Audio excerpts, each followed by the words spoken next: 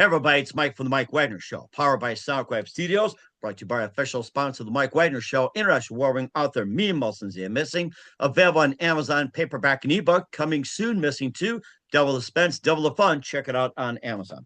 Also brought to you by a sweet psalmist by Serena Wagner, based on the life of David, including 30 exquisite paintings and King David Psalms.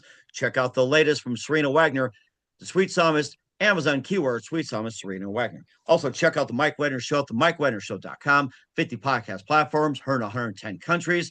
Follow us on Spotify, Spreaker, iHeartRadio, Anchor FM, Apple Music, BitChute, Rumble, YouTube, and Facebook, SoundCloud, Spreaker, Spotify, and also all the social media platforms, Instagram, LinkedIn, Twitter, TikTok as well. We're here with amazing author and University of Baltimore School of Law professor and the director of Center for Sport and the Law. We'll get to more of that. Co-chaired the Commission on State and the U.S. Olympics and Paralympics, and also executive board and sports law of the AALS. I hope I get that right. U.S. Anti-Doping Agency, and also the ad review panel, and also International Sports Law Journal. Also served on that board. Has a new book out there which delves into why youth sport has become all-consuming, costly, and in many cases detrimental to boys and girls. The book is called More Than Play: How Law, Policy, and Politics Shape American Youth Sport. Live, ladies and gentlemen, Plus Studios in beautiful downtown Baltimore, the amazing author, University of Baltimore School of Law professor, director of the Center for Sport and the Law,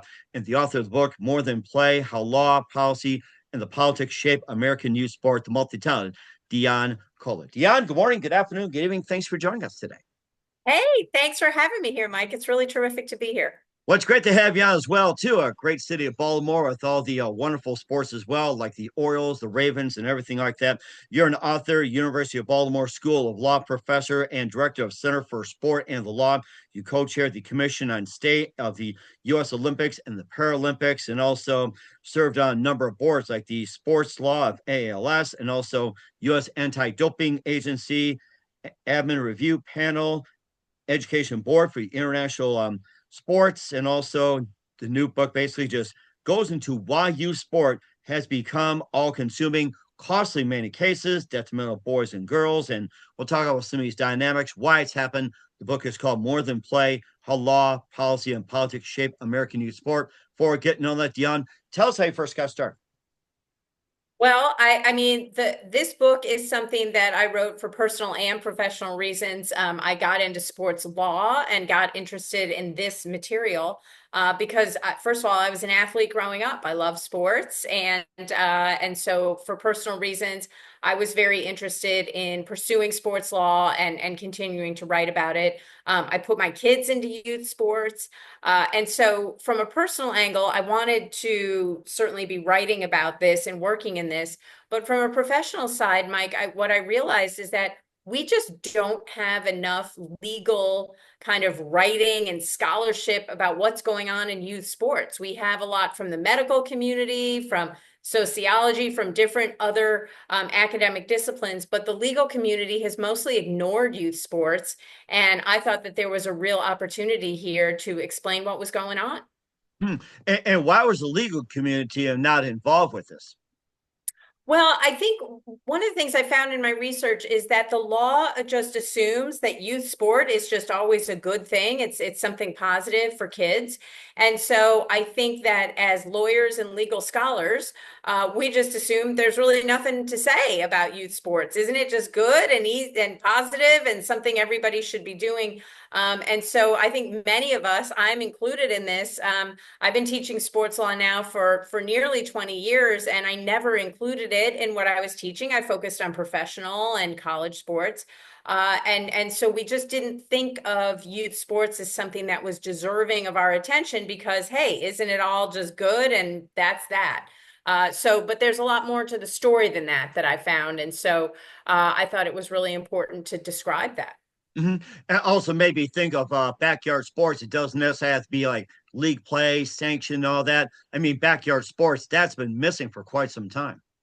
Yeah, we just don't do that nearly as much as we should, Mike. I mean, now, certainly when I was growing up, there was a lot more free play and kids just sort of playing in the backyard or down the street or at a park somewhere. Um, it's now much more adult-led and structured, organized youth sports. And that's one of the things I talk about in the book, which is over the last 30 years, there's been a major change in how children even engage with sports. It's really not like it used to be. And so that warrants some attention. Mhm. At what point do you think, maybe year wise, decade wise, and everything? And of course, we've been in free play for quite some time. I mean, football, baseball, basketball, hockey, and everything like that. You just get on the street, get in someone's yard, or even go to a park behind the school or out in open land where there's like, no rules, nothing, no supervision, everything like that.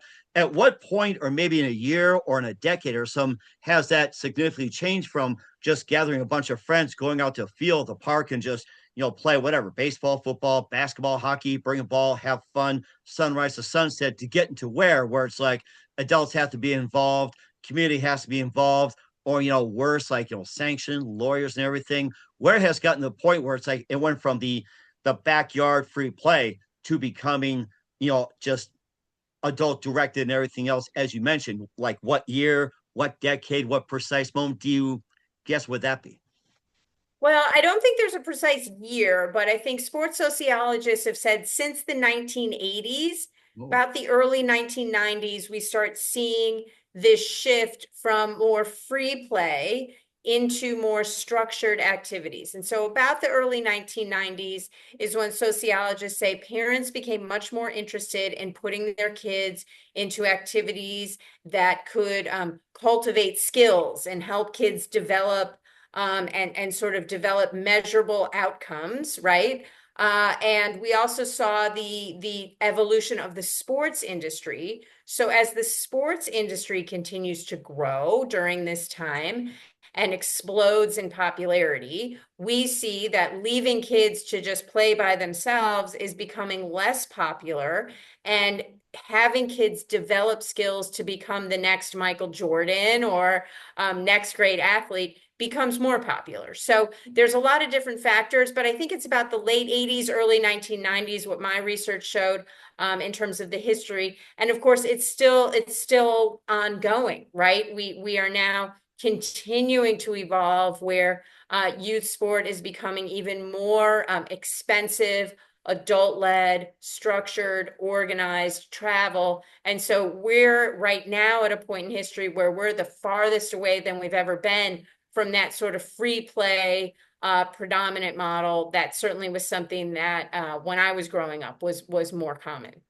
What are some of the factors that are involved with the parents that cause, like, getting more involved in everything? Was it because of work schedules? Was it like salary demands or schedules or anything? What are some of the precise factors that made it where it's like, parents have to get involved? Like some of the factors, work or schedules, Yeah, I everything mean, like there's that. so many different factors, Mike, but certainly there's an idea that this notion that being a good parent meant that you put your kids into activities that can cultivate their talents, rather than leaving kids alone to sort of play. And certainly when I grew up, you'd go out and play and be back by dinner, right? I Nobody. remember that. Yeah. Right. Sunrise, No sunset. adults Yeah. were over Yeah. your shoulder all day, right? Well, those ideas changed. That idea that you leave kids to sort of be free to explore, that idea sort of went in decline. And then it became good parents ensure that their children are supervised and most importantly, supervised in activities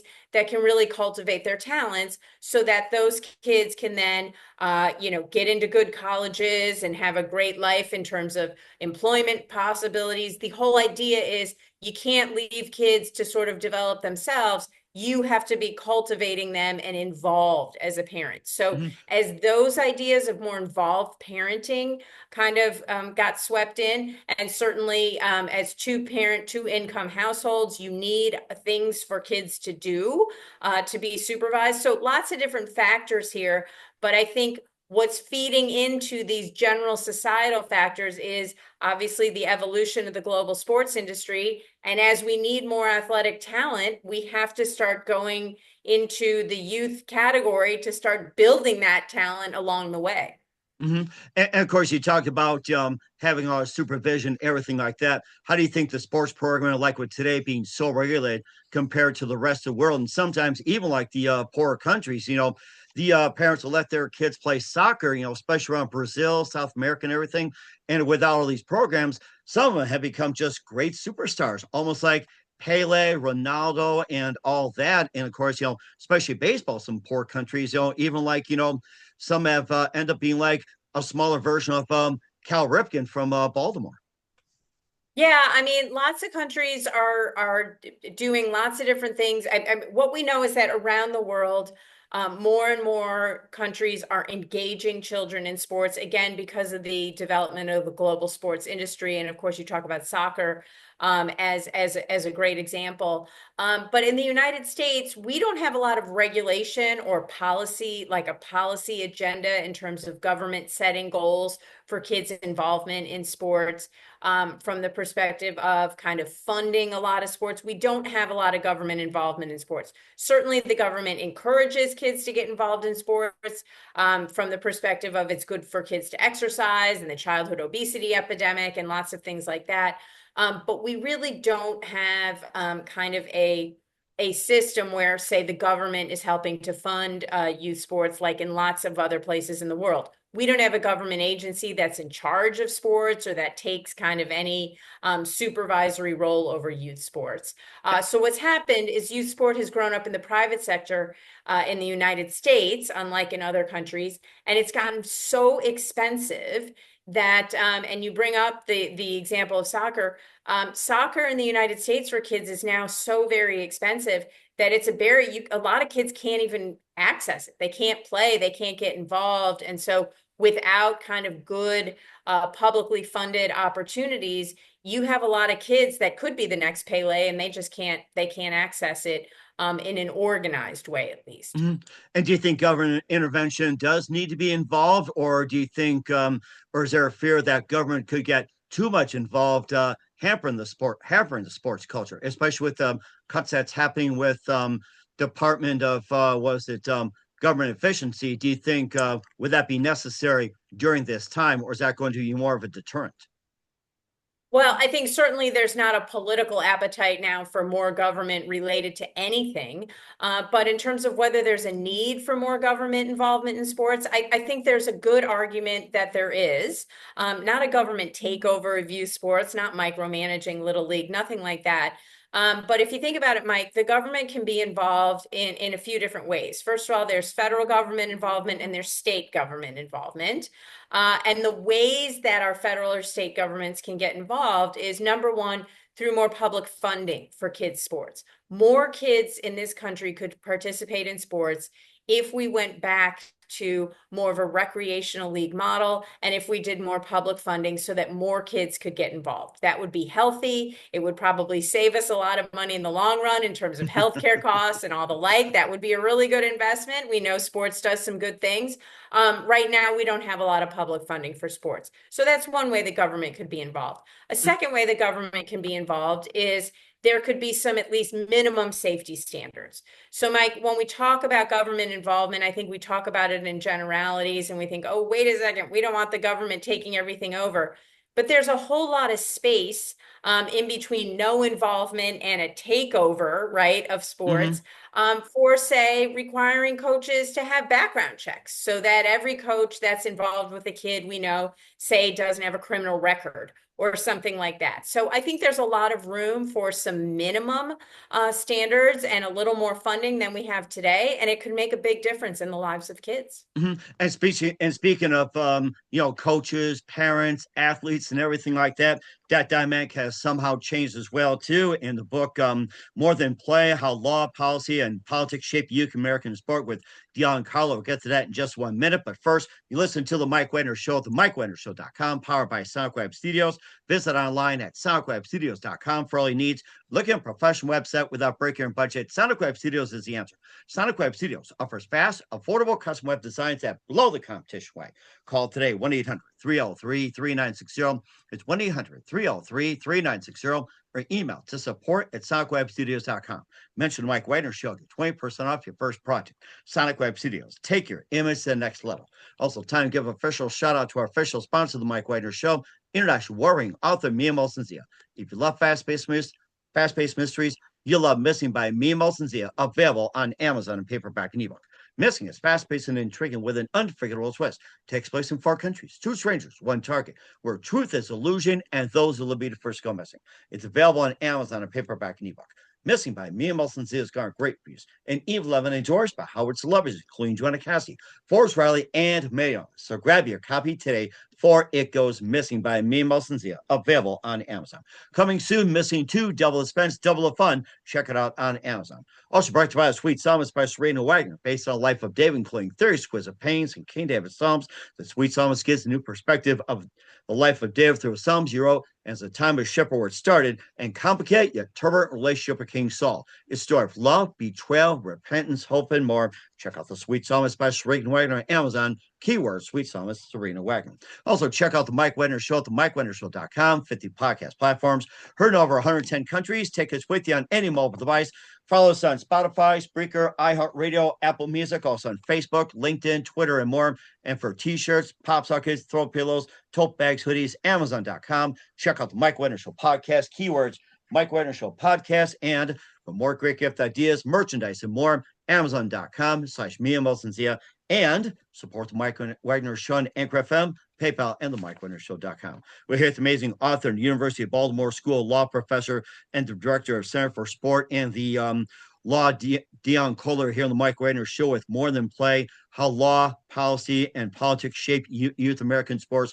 He talked about being involved with sports as youth. I did with baseball, some basketball, and a little bit of tennis. And of course, we did our free thing in hockey, and the coaches basically just let you to guide you, babysit, play and everything. Now that has shifted to where it's just like you simply have like the coaches in a different hierarchy. So let's talk about how that was back in the day we played and how it is now and what was causing that change in dynamic. Yeah, well, again, as sports for kids has gotten more adult-led and adult organized and supervised, one of the things is that now the coach is the boss, and there's much more structure. So with free play, when kids are playing with themselves, they can make up the rules, they make up the structure, they decide when they start, when they stop, and sort of who's on what team and how it goes. I think we all remember some of those playground lessons. Oh, very, yes. Very well. And of course, the last one being picked could be Mr. Irrelevant, like Brock Purdy. It's like last one picked could be a superstar. Right. So, but nowadays the coach is the boss, and so that just creates a hierarchy, and it especially creates some hierarchies because even a lot of parents say, geez, we don't want to, anger the coach, make the coach unhappy, step in. Parents are giving their authority over to coaches. But a lot of times these coaches aren't necessarily trained. They don't have sort of training in kind of child development, for instance. And what we know about the U.S. system is that quite frequently it just prioritizes kids who are very good at their sport kind of early and quickly. But we know that children grow and develop over time and at different ways and different speeds. And so when you have coaches that aren't necessarily as trained and schooled in that, we can weed out a lot of kids from our system because they're in the system and a coach says, okay, you're not going to make the next level of team. And so that's it. There's nowhere else for the kid to go. So I think that's one of the unfortunate downsides. I mean, certainly we're more structured now. We have, and there's a lot of positives with coaches and involvement and organization. But there's also some negatives, which is kids can be kind of labeled, you're an athlete and you're not, at a very young age. Mm-hmm. And also, too, there's been a strong emphasis on winning, which is getting to a point of being rather poisonous as well in terms of free play and recreational park district. You get out there, have fun, you learn lessons, even coaches out there who believe in structure back in the day, they had no interest in winning. It was just simply teaching lessons, what to do, and later applying life. And all of a sudden, you got coaches out there that just wins. It seems that if I'm right, that it actually discourages the kid and just hampers their development and causes more discouragement if they're pressured to win every single time. Yeah, I think what we have really good data on, Mike, is that most children who enter youth sports leave youth sports by the time they're 12, 13 years old. Oh wow. And so that is really a stunning statistic. And what we know is that they leave because of either overuse injuries or burnout. Those are major factors. And one of the things that drives overuse injuries and burnout is this drive to compete, compete, compete, and win. That's hard. That's a sort of professional level demand on children who aren't developmentally ready to handle it. And again, what it does is it pushes a lot more kids out of sports than brings them in. And I think that's an unfortunate consequence of our overly competitive youth sports system. Certainly, there are kids who are destined to be elite athletes. We don't want to shut down the system for those kids and for that small percentage of kids that are really going to go on. They're going to be Olympians. They're going to be other types of elite athletes. Of course, we want to accommodate that. But the idea that tens of millions of children, the ones who are participating, not everybody's going to be sort of on that elite track, but we're running a system that is essentially for that sort of very small number of kids. And so most kids are quitting, and they're quitting because they're exhausted and their bodies are exhausted.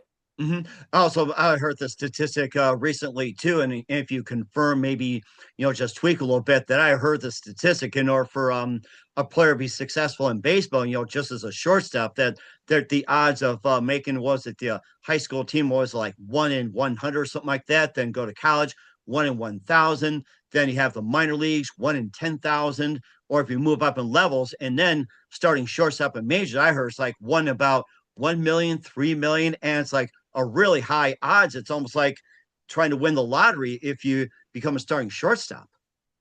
Yeah, I mean, this is really what it's becoming. I mean, to even play on a college team, Mike. And so what we know from the research as well is that parents have completely, almost really delusional sort of understandings, thinking my kid's going to beat the odds, my kid's going to beat the odds. Well, everybody thinks that their kid's going to beat the odds, and that math just doesn't work. So certainly we want to have opportunities for kids to go on to those higher levels. But we also need a system that sort of accommodates, nurtures, and provides benefits for all the millions and millions of kids who don't go on to become a starting shortstop anywhere. But we want them to have good sports experience because we want them to become lifelong exercisers and just adopt these healthy lifestyles. And so I think there's a lot of room for improvement from that perspective. Mm-hmm. And plus, for those who decide to go on to be an athlete, then you got the student athlete, in college and everything like that. Back in the day, where a student athlete is to where you go on a scholarship or a walk on, you play whatever sport, you go and get your degree, and then you take those skills you learn in the classroom and the field and work with coaches. Then you just move on into the professional world. But now it's just like the dynamic has turned where it's like the student athlete is expecting to be paid. So I don't know if it's like, should they pay the student athletes back then just to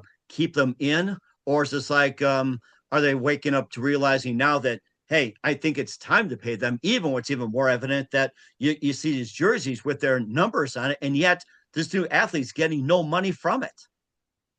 Yeah, I mean, Mike, the college athlete athletics model is a very legally complex situation, and certainly what we have now with antitrust lawsuits, it makes it even more complex. What we know about college athletics, however, is that yes, there's now very strong legal claims for athletes to make money because college athletics has evolved, and every congressional investigation has shown that everybody's making college in college athletics is making money except the athlete. And certainly for anybody else on campus who was putting in the types of hours that the typical college athlete is putting in, at least in the revenue generating sports, we'd have to pay them, right? If you work 60 hours a week to work in the college library, we'd have to pay you a wage. So I think there's some legal issues there. Those are being sorted out. It's too bad that the NCAA didn't sort these things out before when they knew their model was illegal. And Right. so, Yes. Yes. having Oh my God. litigation do it for you is always a painful process, but I think it's all going to be sorted out. But what happens is, as things change at the college level, that puts pressure on the youth model. And then parents say, hey, wait a second, if kids are getting paid in college, that's even more of a reason for me to push my kids too hard in youth sports. And also too the minorities as well too. Do you think how that's being affected as well too? Back in the day, minorities were encouraged. Now it seems to be switching to entitlement. It's almost like, where do you draw the line if you include minorities, and kind of stepping and making sure that you don't get sued by a certain minority? It's like, minorities also come into play when it comes to sports. Well, I think it's a really hard question when you're talking about children who are, socioeconomically disadvantaged, because I think one of the unfortunate issues in sports is that most kids, Black children, children of color, certainly girls, don't have as much access to sports. And certainly, for instance, Black males, their primary access is in football and basketball. They don't have access because it's just so expensive to, for instance, play soccer, swim, do other things. And so we have a model that really sort of steers certain kids into certain sports, and provides only certain opportunities at a higher level. So I think more and more, if we open sports up, we would see kids finding sports that best match their talents. I think that would be good for the country. It would be good for our Olympic and Paralympic program. And so I Oh, think there's a lot more definitely. to I do. love to see that happen. Just have all these in there representing, not being forced in. I love to see that happen.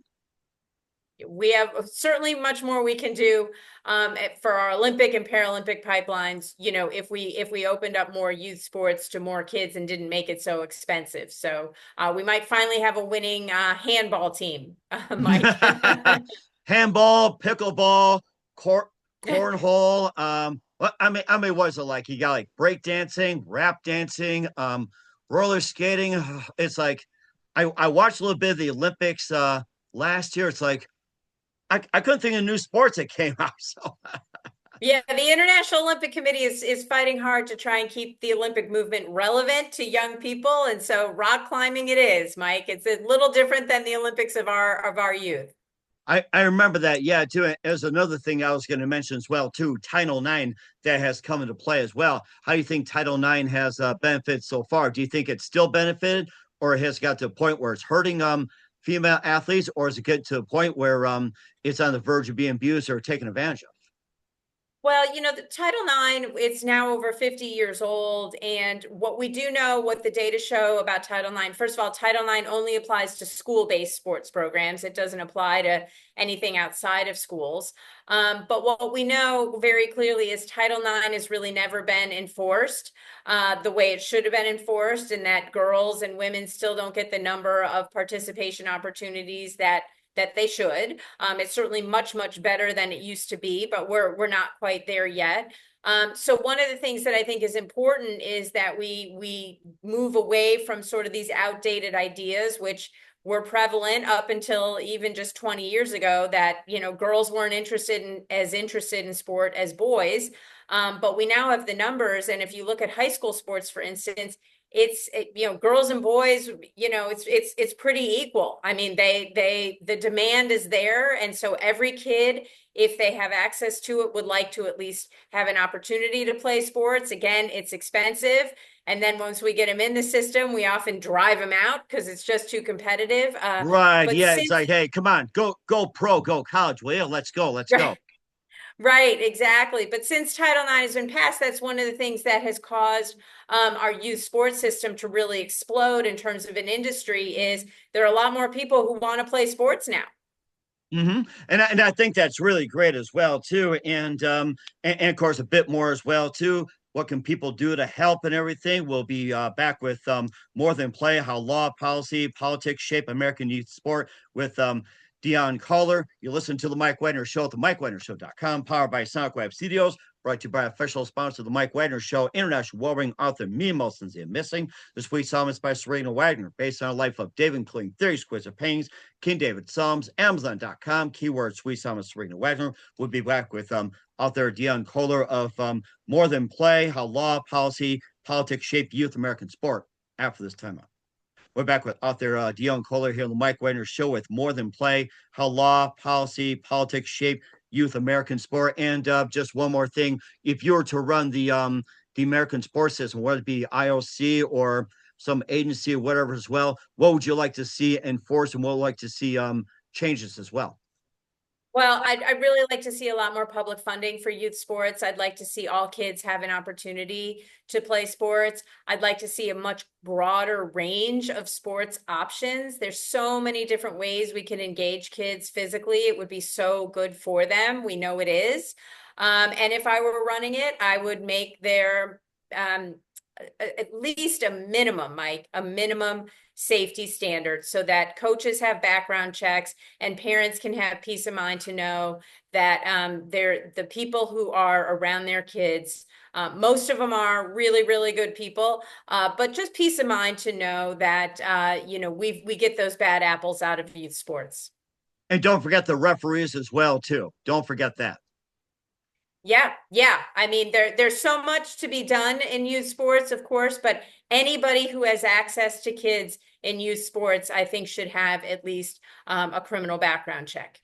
And I think that's a great idea. Drug tests, everything like that. You don't, come smelling booze like the Bad News Bears. Those days or cigar smoke.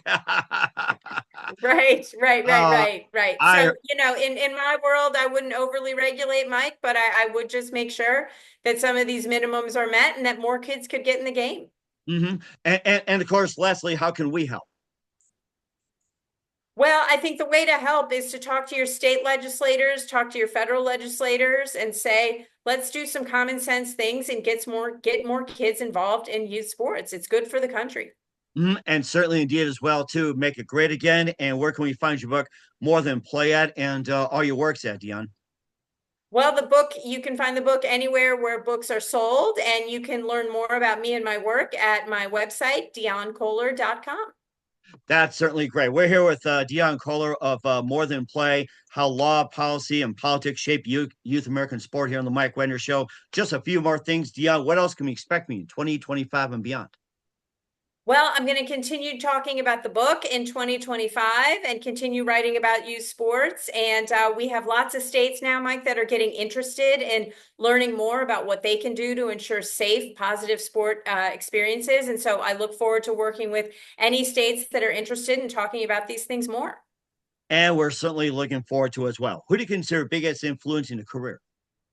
In my career, I would Yes. have to say my sports experience was the biggest, my youth sport experience was the biggest influence in my career, because not only did it get me interested in participating in sports, but it gave me the life skills needed to forge a career in sports. It's not, we say it so often, you learn so many great life lessons in youth sports, but I really look at that and say I truly did. And I think that's really great as well, too. Everybody should remember that when they're playing. And what's the best advice you can give to anybody at this point? Well, what I would say is get your kids involved in sports, but if you're a parent, be an involved parent. When your kid has gone too far, feels pushed too hard, make sure that you're there to say, okay, we're going to take a break. Take a long view of youth sports. Don't look at it as the ticket to college. Look at it as a ticket to lifelong health. And I think that's really good advice as well, too. That's really good advice. We're here with the multi-talented Dionne Koller of More Than Play, How Law, Policy, and Politics Shape Youth American Sport here on the Mike Wagner Show. Dionne, very big thank you for your time. You've been absolutely fantastic. Learned a lot. Looking forward to having soon. Keep us up to date. Keep in touch. Love have you back. And what's your website? How do people contact you? Where can people purchase or check out your book? Where can we purchase your book? Go to dionnekoller.com. DionneKoller.com. We'll check that out. Once again, Dionne, a very big thank you for your time. You've been absolutely amazing. Looking forward to having soon. Keep us up to date. Keep in touch. Love have you back. We wish you all best. And Dionne, you definitely have a great future ahead of you. Thank you. Thank you so much, Mike.